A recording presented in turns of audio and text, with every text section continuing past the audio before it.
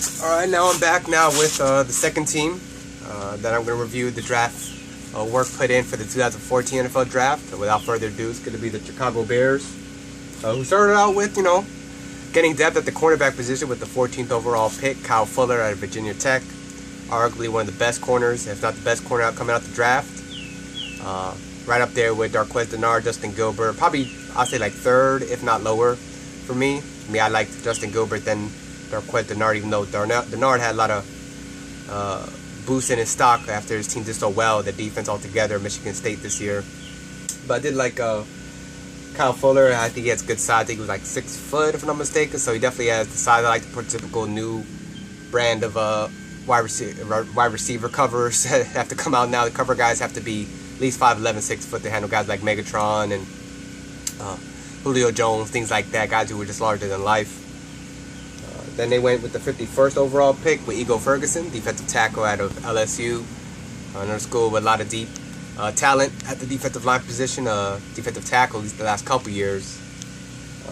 To give them some help there, and they bolstered that even more with Will Sutton after that. So a pick that I think should have come reverse. They had Will Sutton fall to the third pick out of Arizona State University, a guy who was like the top defensive tackle to be taken after people were a little bit iffy about Timmy Jernigan.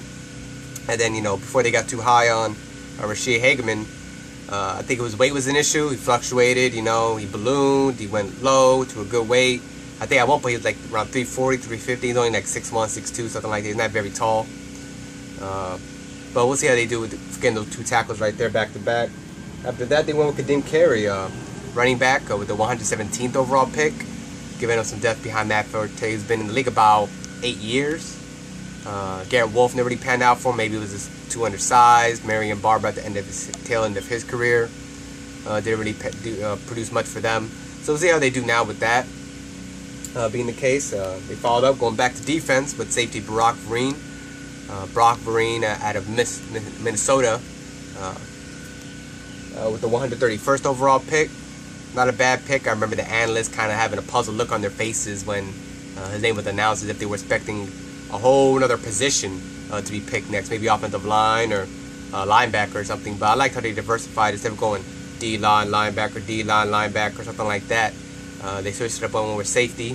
Had a pretty good value with that spot. Followed up by David Fales out of San Jose State University with the 183rd pick overall. Quarterback. I mean, not too high, but definitely a guy that I would have picked out of the draft. I heard about him. I think he was on one of those TV shows for the NFL Network, preparing for the draft, where they pick selected rookies that are expected to at least go in the draft, even though I wouldn't be surprised if he got snubbed in the draft and got picked as a undrafted free agent. But they picked him there nonetheless. Following that with Pat O'Donnell, kicker out of Miami. One of, I think, the only 2 kickers taken in the draft. Decent leg. They got him 8 picks later with the 191st overall pick. I guess to give some depth behind Robbie Gould, as he ain't getting any younger. And then he finished out their picks with Charles Leno Jr., offensive tackle, lineman out of Boise State, with the 246th pick. Not a bad value at all. A guy who I'm surprised who almost fell out the draft altogether, but they picked him up to help boost their offensive line, whether he'll take a look at the right side or he's just there as a backup for Jermon Bushrod or any other position that he can show versatility at. But what they really did their damage with pretty much all the teams that did good this year was also with the undrafted free agents they picked up, the UFAs they got. Started with just no order, just some highlights. Guard Ryan Groy out of Wisconsin, one of the places I refer to as offensive lineman university. You also got Florida State University linebacker Christian Jones. I don't know how he fell out the draft. I'd have taken him at least in the 5th, 6th round at the latest. Even 7th round would be a good value. But I guess people weren't wowed by his lack of superstar plays that he had.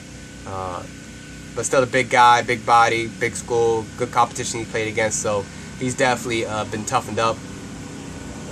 They followed that, of course, with another pick I'll go over here.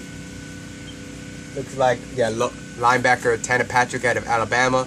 Even if he's secondary and he's a big drop-off after C.J. Mosley, it's not a big disrespect to him because C.J. Mosley is like one of the best linebackers, middle linebackers we've seen in years, right there with Monte Te'o, Patrick Willis, guys like that. I don't know if he'll send to that level of those guys, but definitely not too shabby to pick him up as an undrafted free agent. And then they finished out, looks like, with a hometown guy or home state guy out of Northern Illinois University, Jordan Lynch. More of a running quarterback than a regular quarterback. Not too tall, but definitely a guy who did everything that was asked for him in college. They asked from him some things, just to run the ball and pass, when we need to. Not to be a game manager maybe, but definitely to exhibit all his talents. Not just, say, oh, I'm going to take this opportunity to go sharpen up my passing skills so I can become a real quarterback. No, he already decided he's a real quarterback, but the way you utilize him in that offense, getting 200 yards, rushing as a quarterback, and a game 300 yards, I don't know. I think he had the records, all kinds of different records for single games and seasons and stuff, so did some damage there, and it's not a bad piece to add as an undrafted free agent. Next video will be the third of the 4 teams that I have that got like A minuses out the draft, and then I'm going to come with my big, I want to say 5 or 6 teams that really cleaned up the draft, got A pluses, so be tuned for those next 2 videos.